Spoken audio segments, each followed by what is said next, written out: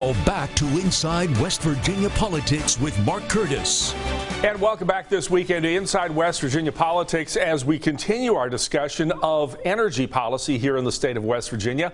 I want to introduce a really exciting guest right now. Joining me is Nancy Bruns. She is the co-owner of the Dickinson Salt-Works in Malden, West Virginia, one of the most legendary and iconic companies in the state, and she is a seventh-generation descendant of the Dickinson family. I am. Good morning. Great to have you on the show. Listen, the reason we're having you on is you guys are doing a major conversion. We were out with you last week doing a story on the fact that Dickinson Salt-Works, which has been here for over 200 years, is doing a complete makeover, converting to solar energy. Why? We are.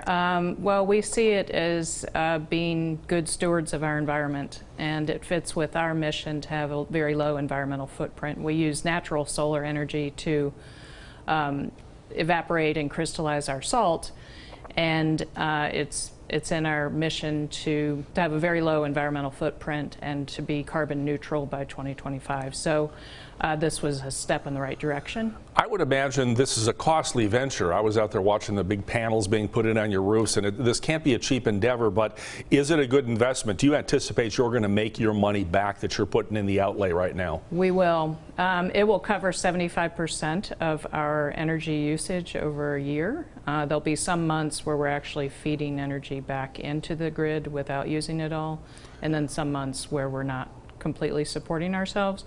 But in 5 to 7 years, we should get our investment back. And we also had a USDA REAP grant that covers 25% of the cost. So that was a big help as well. Yeah, I wanted to delve into that a little bit because the United States Department of Agriculture provides grants because you're an agricultural endeavor in part.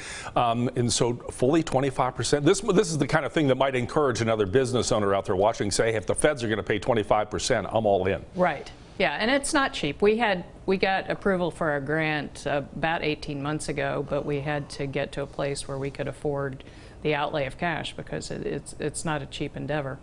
But in the long run, it will save us money, and that USDA money, you know, it's free money. So take it, and they're great to work with, and they're very encouraging for these products. This is kind of a signal to other businesses and companies, hey, if they can do it, we can do it too. Do you hope and inspire that way? Oh, I hope so. I mean, that's not my goal, but I do. It's the right way to go. And I think in West Virginia, being an economy that was based on fossil fuels, the future is not there. And as hard as that is, we have to embrace what the future is, and the future is renewable energy. And we have to do it. When you see the contractors out there and the guys up on your roof pounding the nails and laying the solar panels, I mean, does that say there's jobs that can come with it? That could be, you know, because people are looking to, if the coal industry is on the decline, those jobs got to go somewhere. Is renewable energy an option? The retraining of, say, miners who are out of work to get them into the new economy?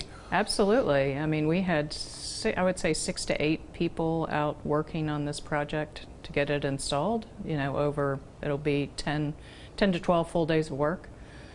Just for our little project. So and as it gains ground, I think more and more people will be working in this field. I was wondering about that because this past year, there were so many things that go on during the legislative session, and one that did not get a lot of attention, but it's certainly significant, a solar energy bill was passed by our legislature. What's the fallout, and how much did that have to do with what you're doing now?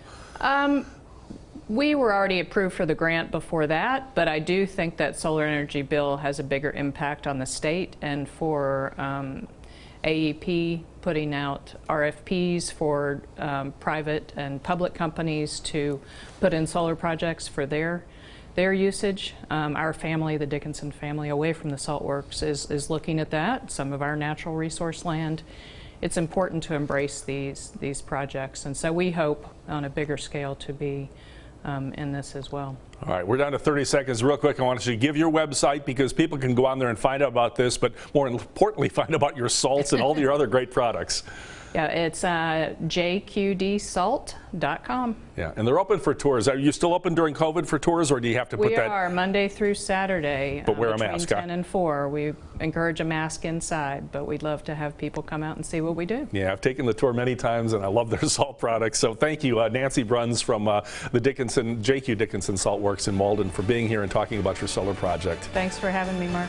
We're going to have more of this discussion with the man actually installing the solar panels out there when we come back. Stay with us.